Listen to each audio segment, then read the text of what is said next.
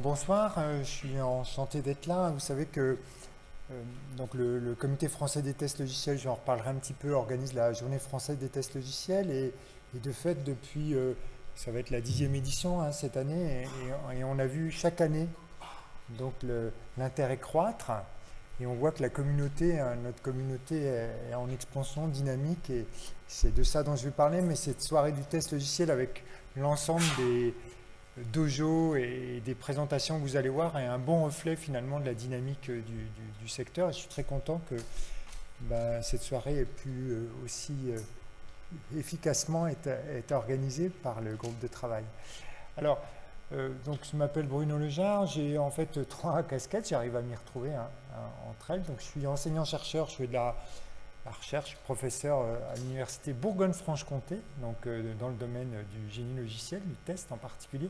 Je suis depuis quelques années maintenant membre du bureau du Comité français des tests logiciels, je vais en dire un mot, et puis je suis un des fondateurs de Smart Testing, pour lequel il y a qui présente un produit en bas, enfin, qui vous permettra de pratiquer pour ceux que ça intéresse.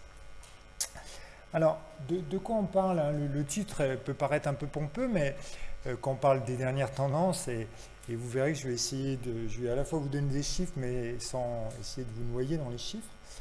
En fait, on vit une période assez excitante globalement dans le domaine du software hein, et de la façon dont on fabrique du software. Et à l'intérieur de cette transformation, il se trouve que le test logiciel a une place extrêmement importante. Extrêmement importante à la fois par la demande de qualité qui est celle finalement de nous tous. Hein. On veut dans ces systèmes faut pas trop bouger parce que sinon... Ah non. Oui, dans ces systèmes à logiciel prépondérant ou dans les grands systèmes d'information, eh bien, on veut de la fiabilité, on veut de l'utilisabilité, on veut de la qualité d'une manière générale. Donc c'est un premier driver qui est très fort. Et puis en même temps, on veut accélérer les mises en production et les accélérer de façon conséquente, hein, comme vous savez. Donc tout ça fait que le test est aujourd'hui au cœur finalement de cette problématique de transformation. Et ce que je vais essayer finalement de vous présenter, hein, c'est comment ça se traduit. Alors on le vit tous dans les projets, dans l'organisation dans laquelle on est, mais il y a des éléments, des indicateurs, il y a des résultats d'enquête qui ressortent. Et vous êtes chanceux parce que, vous voyez, là, il y a 5 enquêtes dont je vais vous dire un mot, mais j'ai passé du temps pour vous, petit vénard, à les dépouiller et à en faire ressortir l'essentiel. Mais ça ne veut pas dire pour autant qu'il ne faut pas, si ça vous intéresse, aller voir dans le détail. Alors, la première enquête sur laquelle je me suis appuyé, c'est celle qu'on a conduite au sein du CFTL et qui était la 2e édition. Donc 637 personnes ont répondu et plutôt centrée sur l'évolution des pratiques, des métiers du test.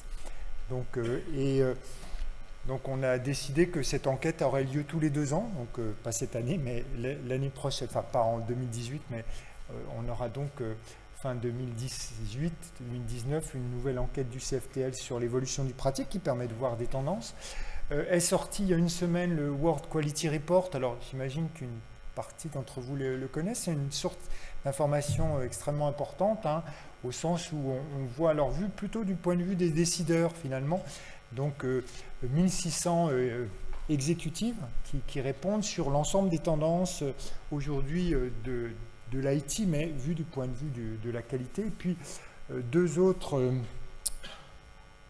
pardon. Voilà. Deux autres enquêtes qui s'intéressent plus finalement au métier du test lui-même, hein, donc State of Testing et puis Software Testing Profession, qui sont aussi des enquêtes régulières, alors typiquement avec 1 millier de personnes qui répondent, hein, vous voyez qu'à l'échelle française, avec nos 637, on n'est pas ridicule. Et puis la dernière enquête sur laquelle je m'appuie un petit peu, c'est celle de l'ISTQB qui vérifie, l'ISTQB donc comme organisme qui produit de la certification des compétences des testeurs, hein, je vais revenir un tout petit peu là-dessus, et bien qui produit des enquêtes sur finalement comment ces certifications sont utilisées. Donc voilà, beaucoup de matière, tout accessible, hein, tout est accessible en ligne, mais je vais m'appuyer là-dessus pour vous rentrer un peu dans le détail. Alors, voilà le plan que je vais vous dire un mot sur le CFTL, parce que je crois que ça peut vous intéresser. Et puis on va rentrer justement dans la synthèse des tendances, en quoi la transformation digitale et agile des organisations transforme nos pratiques, transforme les rôles, transforme le besoin des compétences aussi, ça vous le savez, mais voilà, ça ressort bien de toutes ces enquêtes. Et puis on fera une petite synthèse.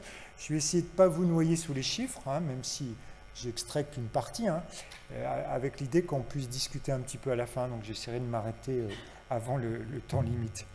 Donc le CFTL d'abord.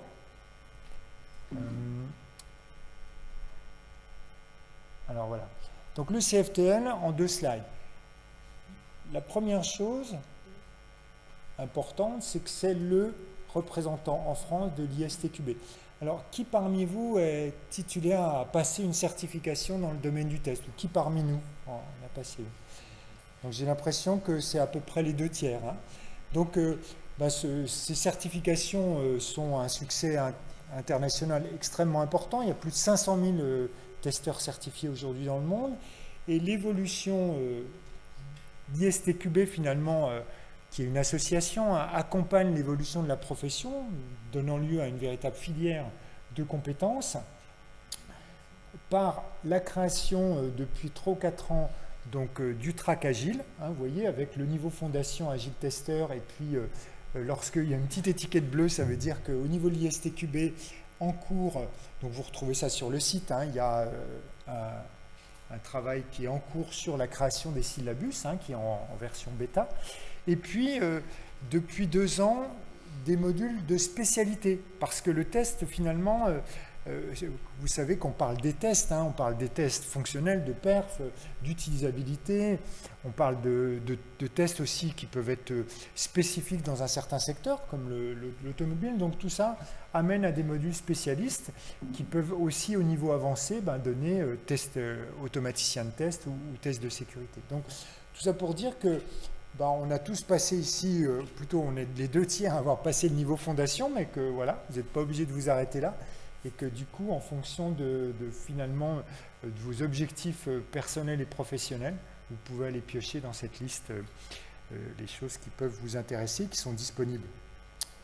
Alors, l'autre activité importante du Comité français des tests logiciels, c'est ce rôle de contribuer à l'animation de la communauté, qui est une vraie communauté. Le test logiciel en France, pour vous donner des stats, c'est plus de 50 000 professionnels. On est plus de 50 000 professionnels du test logiciel en France. Et évidemment, une des animations importantes, c'est la Journée française des tests logiciels. Donc, je vous ai mis une date, c'est du 17 novembre. Alors, ce n'est pas la date de la journée, puisqu'elle a lieu en avril, c'est la date limite pour soumettre une présentation. Et c'est sympa parce que vous allez présenter ce que vous faites, présenter vos retours d'expérience devant plusieurs centaines de collègues. Donc voilà, c'est un moment un peu unique. Donc si vous êtes intéressé, ce sera très bien. Donc juste retenez la date et allez voir sur le portail. L'autre élément, c'est finalement le site web qui contribue à donner de l'information. Peut-être pas assez, on aimerait qu'il y ait plus d'informations, mais il y a quand même pas mal d'informations, donc voilà, et qui avait relayé évidemment la soirée du test logiciel. Voilà, bon, on pourra parler ensemble tout à l'heure du CFTL si certains d'entre vous ont envie de creuser le sujet. Alors, rentrons maintenant dans le cœur de la présentation. Donc, je vais brosser un petit peu ces tendances au travers de ces 4 thèmes, organisationnels, process, outillage et puis compétences. Alors, peut-être un mot d'introduction, mais finalement, vous vivez tout ça. J'aurais pu en prendre d'autres, mais j'ai pris une des keynotes, une des conférences invitées de la dernière JFTL qui était faite par les directrices de Orange Lab, Madame Destrebec. Et c'était assez intéressant de voir finalement l'histoire qu'elle nous racontait, c'est-à-dire la vitesse à laquelle Orange s'est saisi du sujet pour finalement transformer ses méthodes, transformer ses façons de faire et faire face, du point de vue des tests, à une vraie transformation des compétences, des méthodes, des équipes. Et ça, qui est évidemment encore en cours. Et vous savez, il y a peut-être des personnes d'Orange ici, mais alors, finalement, les slides que je vous ai mis, c'était sa présentation. Donc, elle nous a parlé pendant 20 minutes, mais vous voyez le message. Le message, c'est on a décidé d'y aller. Et effectivement, alors, il y avait une espèce de grand toboggan hein, montrant que, effectivement, à un moment donné, il faut décider que ça veut dire... Oula,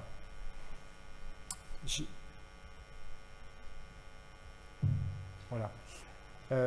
Et donc, à un moment donné, les enjeux d'automatisation amènent à mettre le focus dessus, d'augmenter l'automatisation du patrimoine, que les enjeux du DevOps amènent à reconsidérer l'ensemble de la chaîne de production, et que finalement, c'est toutes ces problématiques-là que vous allez voir abordées tout à l'heure d'une façon extrêmement pratique, que ce soit sur les environnements, sur les techniques de type ATDD, BDD, TDD, donc tout ça sont des choses qui aujourd'hui s'inscrivent dans la transformation.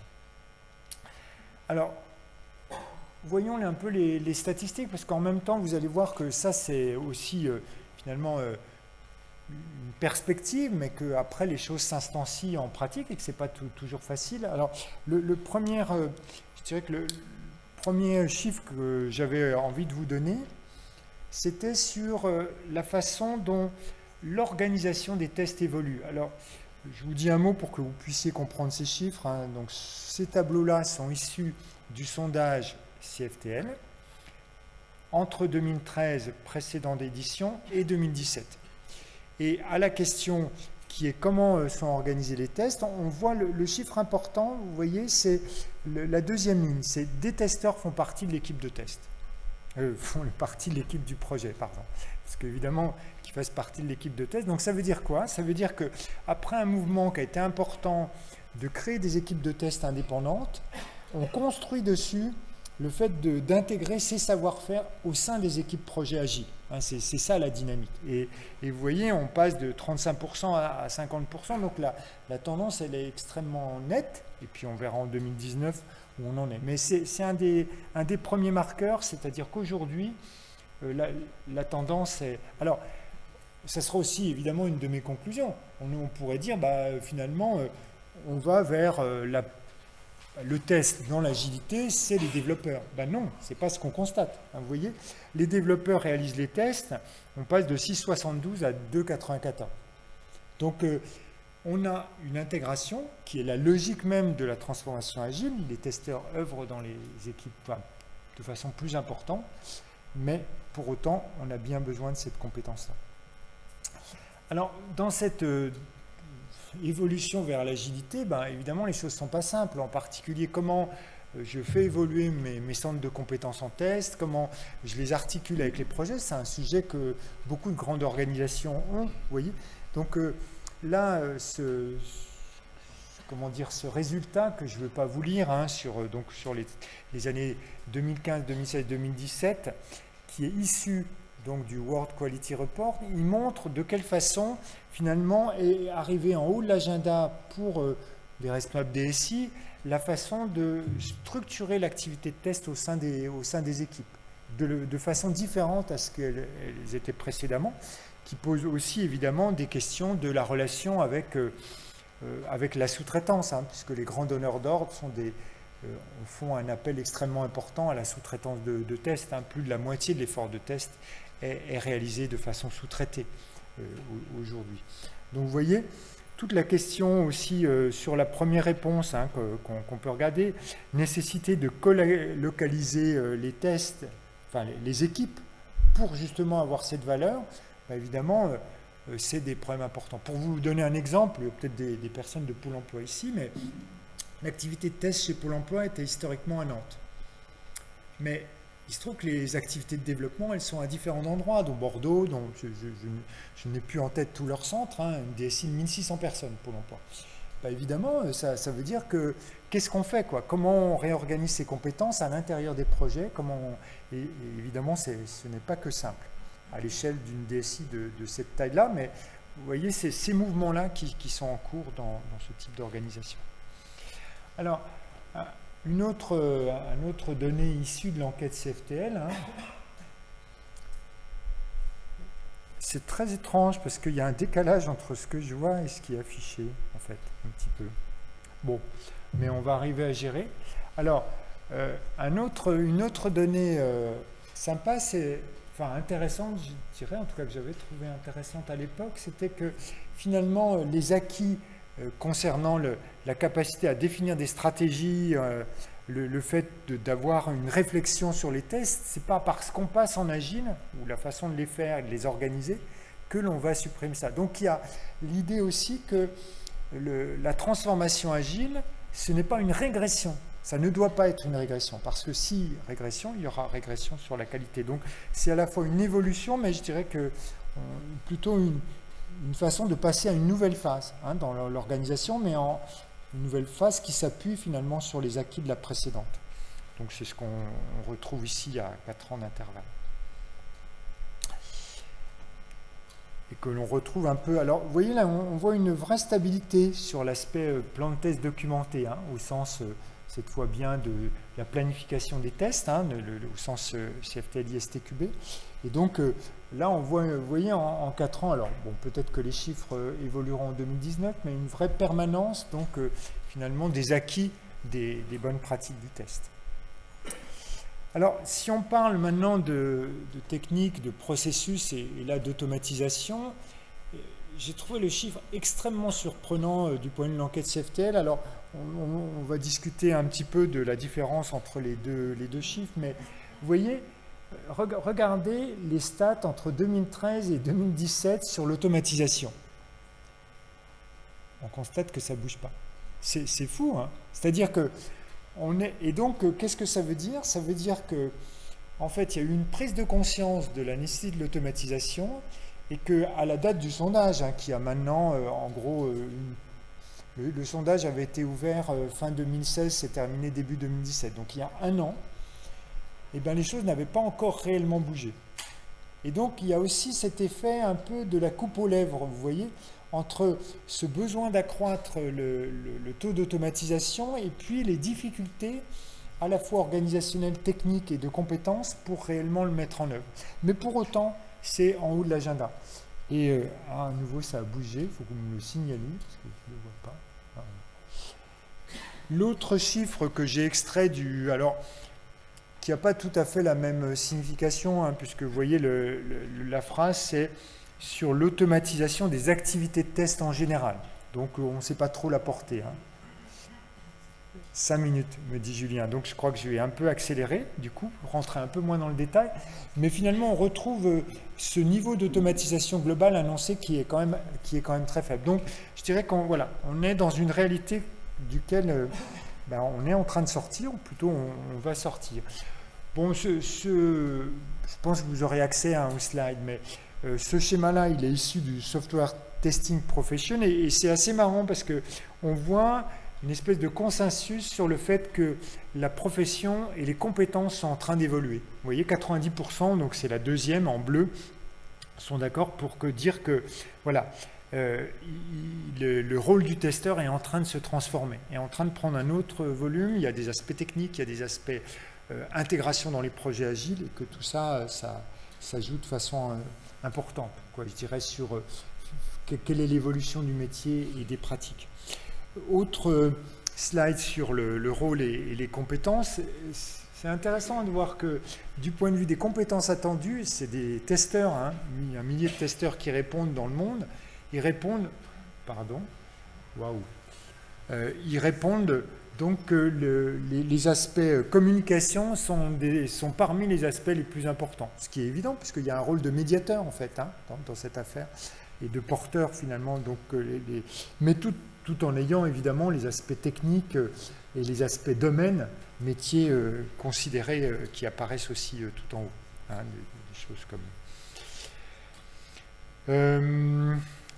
Bon, je vais passer celui-là, vous pourrez le voir, c'est en fait ce que les personnes demandent comme nouvelle certification par rapport au portefeuille des certifications de compétences ISTQB.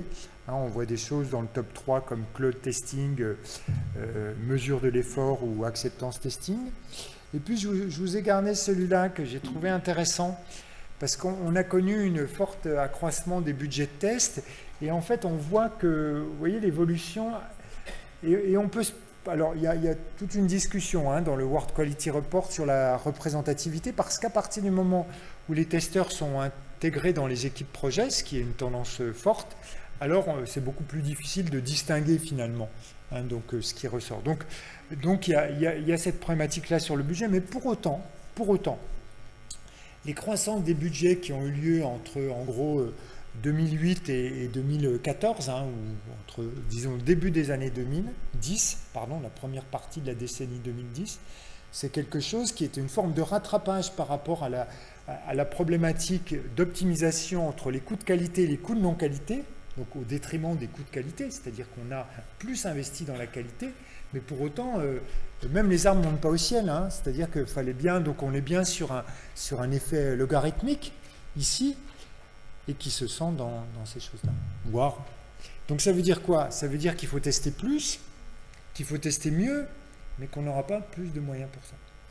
Donc ça veut dire qu'il faut travailler l'efficience, et c'est aussi l'ensemble du sujet finalement, et c'est mon dernier slide, Julien, c'est l'ensemble du sujet de cette soirée, c'est-à-dire finalement dans cette transformation, comment la pratique s'adapte, quelles sont les méthodes, quelles sont les techniques qui vont permettre de faire mieux, de faire plus vite, de faire plus automatisé, de faire plus systématique, et tout ça dans les budgets qui sont ceux d'aujourd'hui. Voilà. Bon, alors, du coup, un beau programme. Alors, peut-être il y a quelques minutes pour un peu échanger ou prendre quelques questions, commentaires. Je ne sais pas, Julien, c'est toi qui est le maître de cérémonie. Donc, est-ce qu'il y a quelques minutes pour 2 ou 3 questions? J'ai essayé de faire court, sachant que toutes les sources de données que je vous ai données correspondent à... Donc, les sources de données que j'ai citées sont bien sûr en ligne, donc vous pourrez revenir sur les choses. Il y a des micros, donc est-ce que ça suscite des réactions chez vous? Est-ce qu'il y a des choses qui vous paraissent être complètement à côté de votre vécu? Ce qui pourrait être le cas, bien sûr, puisque tout le monde n'avance pas ou on n'a pas tous les mêmes contextes. Ou est-ce que vous auriez des questions particulières sur tel point?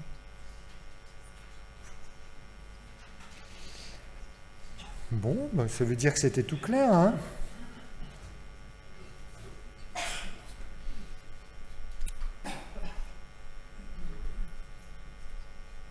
Allô, oui. Oui, bonsoir. Ça fait que 2 ans que notre société fait du test et du test automatisé, donc peut-être que je ne suis pas très au courant de tout, mais je suis un peu étonnée quand vous dites que maintenant l'activité de test est souvent sous-traitée et en plus qu'il faut que le test fasse partie de l'équipe projet. Alors comment est-ce qu'on peut articuler les deux? Merci. Oui, c'est vraiment une bonne question et finalement que j'ai peu abordé, c'est-à-dire on a de fait l'agilité, mais c'est vrai aussi en dev, amène à une redéfinition de la relation de sous-traitance. Donc ça veut dire que le mode de contractualisation et la façon d'engager les personnes et de les forfaitiser évolue. Donc vous savez, les contrats de service évoluent, la façon de les organiser. Donc c'est vrai que c'est compliqué, mais c'est quand même ce que font les grands donneurs d'ordre. Si, pour vous donner un exemple du centre de service BNP Cardiff, BNP Paribas Cardiff, la façon dont ils organisent justement leur capacité de monter en charge et la contractualisation avec donc les prestataires permet à la fois de l'agilité et en même temps l'intégration dans les projets et en même temps de pouvoir finalement travailler sur des pseudo-modes forfaitisés. Donc je dirais que il y a une évolution des modes contractuels, voilà, des modes d'appel d'offres qui est toujours en cours d'ailleurs, parce que les choses se cherchent un petit peu, mais de fait, c'est une complexité à résoudre pour les grandes organisations. Ça fait partie de toute cette problématique à résoudre dans leur transformation digitale et agile. Je ne sais pas si j'ai répondu, mais vous avez raison, c'est un vrai sujet. En fait, oui, il y a des solutions aussi quand on est en mode agile. On peut laisser le sprint, les tests unitaires dans le sprint de dev et décaler des sprints de test d'un sprint en fait chez le sous-traitant. Nous, c'est ce qu'on fait avec certains de nos clients. Donc c'est un compromis dans l'approche agile qui permet d'externaliser, de faire des tests système métier de bout en bout ou des tests de non-régression. Une fois que la version a été livrée et à peu près stable. Je ne sais pas si ça peut être un des exemples aussi il y a besoin de créativité. De manière, voilà, nous on fait ça voilà, pour certains de nos clients sur du test web et mobile et ça fonctionne. D'accord. Est-ce qu'il y a d'autres points, d'autres commentaires que vous voudriez évoquer ?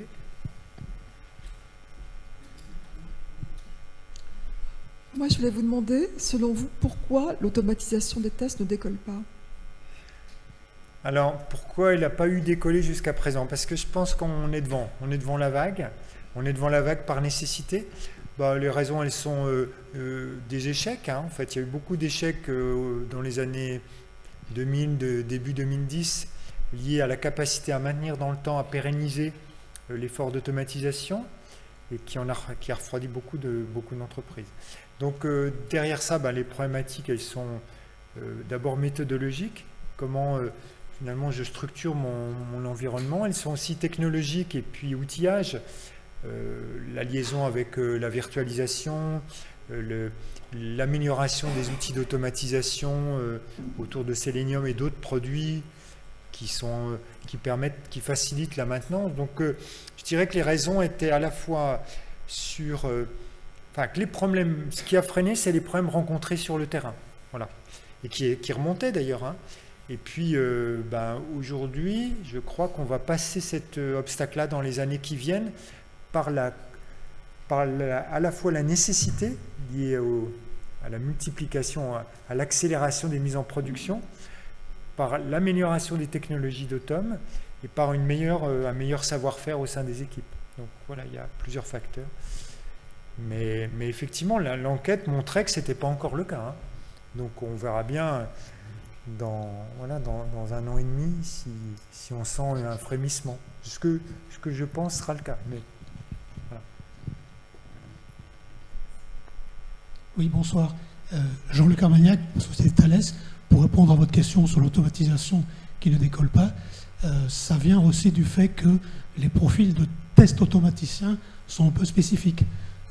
Moi, j'ai vu pas mal de projets où c'était des testeurs fonctionnels qui étaient affectés à ces tâches. Et en fait, vu la complexité des outils, la méthode de développement des tests automatiques, ça se rapproche plutôt du développement de code que de tests fonctionnels.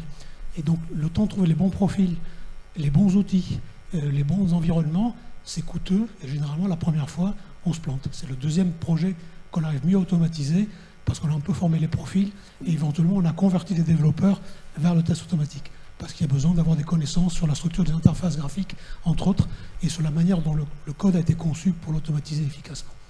Et il y a des choix à faire très en amont sur la qualité des tests automatiques.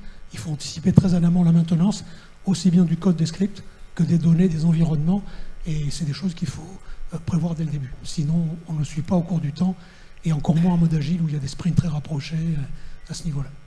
Et puis parfois, il faut essayer d'avoir un périmètre assez restreint d'automatisation et le faire incrémentalement plutôt que de vouloir faire un Big Bang d'un seul coup. Voilà. Merci.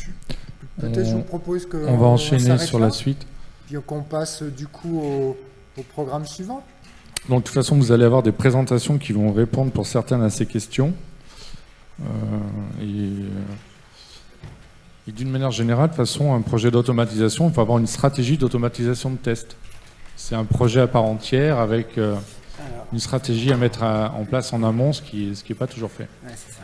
Donc on va prendre 3 minutes pour que les personnes qui souhaitent changer de salle changent. Oui. Et après, voilà, ça continue à la fois en bas et ici.